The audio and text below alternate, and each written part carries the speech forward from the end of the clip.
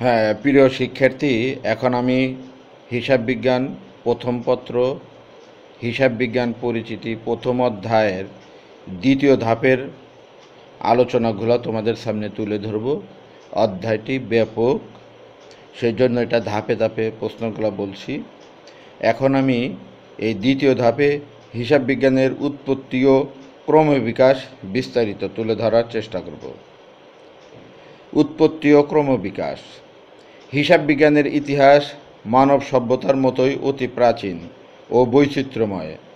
প্রাচীন কাল হতে অদ্যাবধি ক্রমেই তার ক্রমবিকাশ ঘটে চলেছে।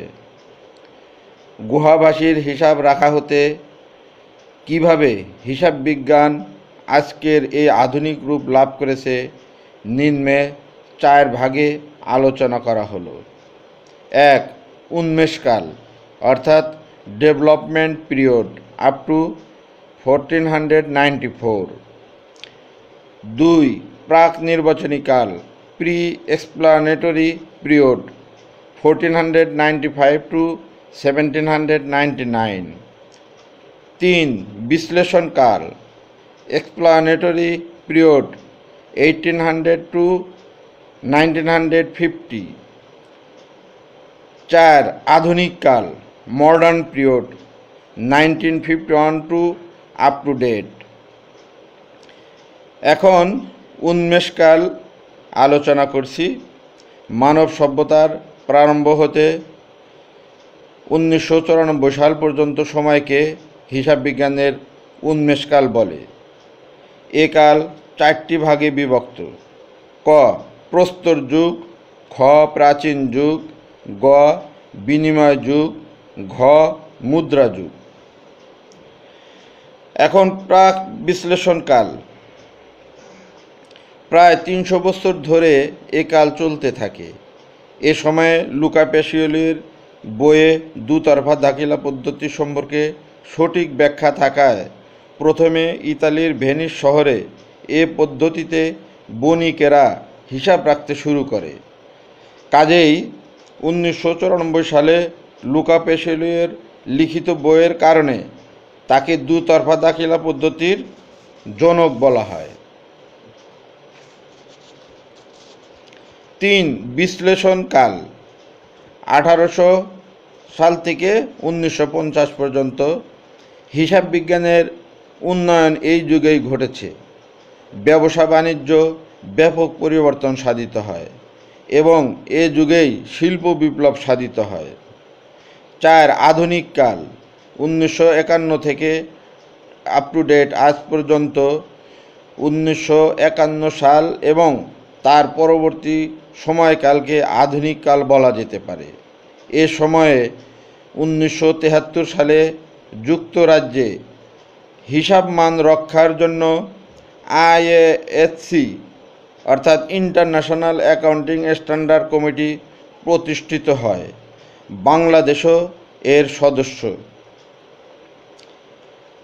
হিসাব বিজ্ঞান একটি কলা। অভিজ্ঞতালব্ধ জ্ঞানের মাধ্যমে কোনো কার্য সম্পাদনের বিশেষ পদ্ধতিকে কলা বলা হয়। কাজেই হিসাব বিজ্ঞান একটি কলা, কারণ নির্দিষ্ট ছক, নীতি ও সুনির্দিষ্ট পদ্ধতি অনুসরণ করে আর্থিক ফলাফল নির্ণয় করা হয়। তারপর হিসাব বিজ্ঞান একটি বিজ্ঞান। পরীক্ষা নিরীক্ষা ও গবেষণালব্ধ জ্ঞানকে বিজ্ঞান বলে। কাজেই হিসাব বিজ্ঞান একটি বিজ্ঞান, কারণ সূত্রের ব্যবহার, সমীকরণের ব্যবহার, গাণিতিক বিশুদ্ধতা যাচাই, ফলাফল নির্ণয়, বিচার বিশ্লেষণ ইত্যাদি। মূল্যবোধ সৃষ্টিতে হিসাব বিজ্ঞানের ভূমিকা। মূল্যবোধ কি এখানে আমি বলবো, ন্যায় ও সত্যকে ভালো হিসাবে গ্রহণ করা এবং অন্যায় ও অসত্যকে মন্দ হিসাবে বর্জন করার বোধ, চিন্তা ও চেতনাকে মূল্যবোধ বলে। উদাহরণস্বরূপ কয়েকটি পয়েন্ট বলবো। সততা, নৈতিক চরিত্র গঠন, ধর্মীয় অনুশাসন ও সঞ্চয় মিতব্যয়ী। 4. ঋণ পরিশোধ 5 কালোবাজারি ও মজুতদারি নিরুৎসাহিত করা ইত্যাদি। জবাবদিহিতা সৃষ্টিতে হিসাব বিজ্ঞানের ভূমিকা। জবাবদিহিতা কি আমি বলছি। অর্পিত দায়িত্ব যথাযথভাবে পালন করা হয়েছে কিনা এ বিষয়ে প্রতিষ্ঠানের ঊর্ধ্বতন কর্মকর্তার নিকট অধস্তন কর্মচারীদের দায়বদ্ধতা কৈফিয়ত দেওয়ার প্রক্রিয়াকে জবাবদিহিতা বলে। উদাহরণস্বরূপ কিছু পয়েন্ট বলছি। 1. ব্যবসায় প্রতিষ্ঠানের ভিতরে জবাবদিহিতা। 2. ঋণদাতাদের নিকট জবাবদিহিতা। 4. বিনিয়োগকারীদের নিকট জবাবদিহিতা। 4. সরকারের নিকট জবাবদিহিতা ইত্যাদি। ব্যবসায়ের ভাষা হিসাবে হিসাব বিজ্ঞান। ব্যবসায়ী তার সংরক্ষিত হিসাব থেকে সহজেই তার কারবারের আয় ব্যয়, লাভ ক্ষতি, দেনা পাওনা, সম্পত্তি, মূলধন ইত্যাদি যে কোনো সময় জানতে পারেন। তাই হিসাব বিজ্ঞানকে ব্যবসায়ের ভাষা বলা হয়। তারপর হিসাব বিজ্ঞান একটি পেশা। কোনো স্বীকৃত প্রতিষ্ঠান হতে সনদপ্রাপ্ত হয়ে তার কার্যাবলীর দ্বারা সেবা প্রদানের মাধ্যমে অর্থ উপার্জন করতে পারে তখন তার কাজকে পেশা বলা হয়। উদাহরণস্বরূপ ডাক্তার, আইনজীবী, সিএ ফার্ম ইত্যাদি। এখন আমি হিসাব বিজ্ঞানের পেশার ইতিহাস কিছু তুলে ধরব। আধুনিক বিশ্বে হিসাব বিজ্ঞান একটি সম্মানজনক ও উঁচু মাপের পেশা হিসেবে স্বীকৃতি লাভ করতে সক্ষম হয়েছে।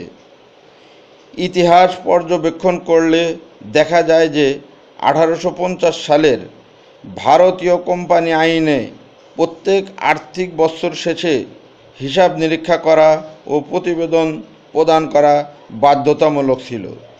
পরবর্তীকালে 1913 সালে ব্রিটিশ ভারতীয় কোম্পানি আইন পাশ হবার পর হিসাব বিজ্ঞান পেশায় উৎসাহ সৃষ্টি ও উন্নয়ন হয়।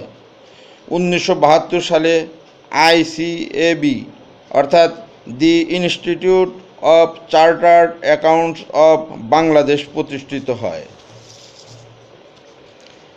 বাংলাদেশে পেশা হিসাবে হিসাব বিজ্ঞান।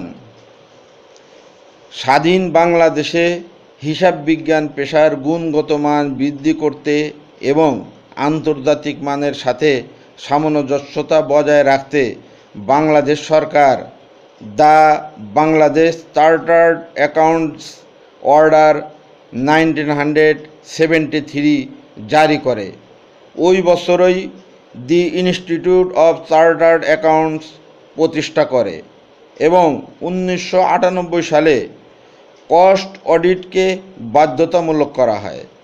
1977 সালে ICMAB অর্থাৎ the institute of cost and management account of Bangladesh প্রতিষ্ঠা করা হয়।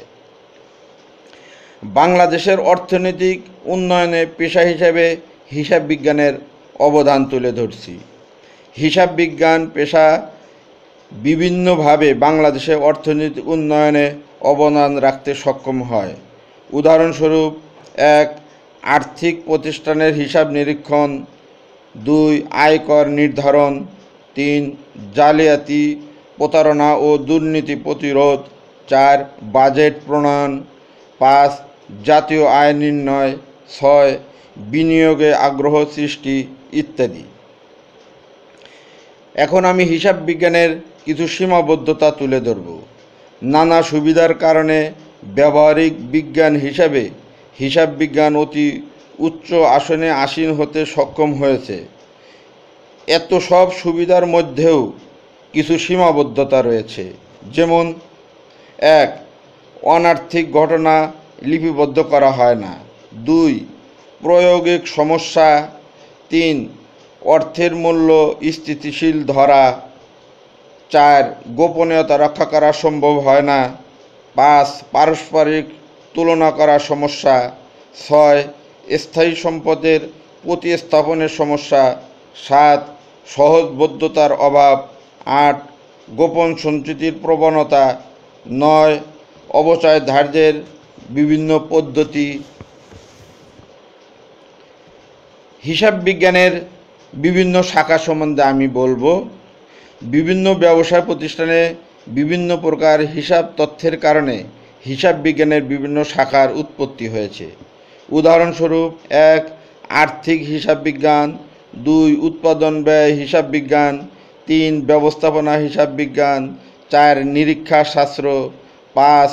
কর হিসাব বিজ্ঞান, 6. সরকারি হিসাব বিজ্ঞান, 7. সামাজিক হিসাব বিজ্ঞান, 8. মুদ্রাস্ফীতিজনিত হিসাব বিজ্ঞান, 9. মানব সম্পদ সম্পর্কিত হিসাব বিজ্ঞান, 10. দায়িত্ব হিসাব বিজ্ঞান ইত্যাদি। হিসাব তথ্য ব্যবহারকারী সম্বন্ধে আমি কিছু বলবো। হিসাব তথ্য ব্যবহারকারী প্রধানত দুই ধরনের: 1. আভ্যন্তরীণ পক্ষ, 2. বাহ্যিক পক্ষ। এখন আবার আভ্যন্তরীণ পক্ষ আবার 3 ধরনের। এটা আমাদের সৃজনশীল MCQ প্রশ্ন খুব জরুরি। আভ্যন্তরীণ ব্যবহারকারী যেমন: 1. মালিক পক্ষ, 2. ব্যবস্থাপনা কর্তৃপক্ষ, 3. আভ্যন্তরীণ নিরীক্ষক। বাহ্যিক পক্ষগুলা: বিনিয়োগকারী, 2. সরকার, 3. ঋণদানকারী, 4. পাওনাদার, 5. বাহ্যিক নিরীক্ষক, 6. শ্রমিক সংঘ, 7. কর্মকর্তা কর্মচারীবৃন্দ, 8. ভোক্তা, 10. গবেষক, 11. জনগণ, 12. স্টক এক্সচেঞ্জ ইত্যাদি।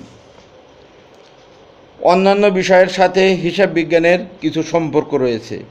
কার্য সম্পদে হিসাব বিজ্ঞানের সাথে যে সকল বিষয়ের প্রত্যক্ষ অথবা পরোক্ষ সম্পর্ক রয়েছে তা নিম্নরূপ: হিসাব বিজ্ঞান ও অর্থনীতি, 2. হিসাব বিজ্ঞান ও ব্যবস্থাপনা, 3. হিসাব বিজ্ঞান ও গণিতশাস্ত্র, 4. হিসাব বিজ্ঞান ও আইনশাস্ত্র, 5. হিসাব বিজ্ঞান ও পরিসংখ্যান, 6. হিসাব বিজ্ঞান ও কম্পিউটার বিজ্ঞান, 7. হিসাব বিজ্ঞান ও প্রকৌশল বিদ্যা, 8. হিসাব বিজ্ঞান ও পরিবেশ ইত্যাদি।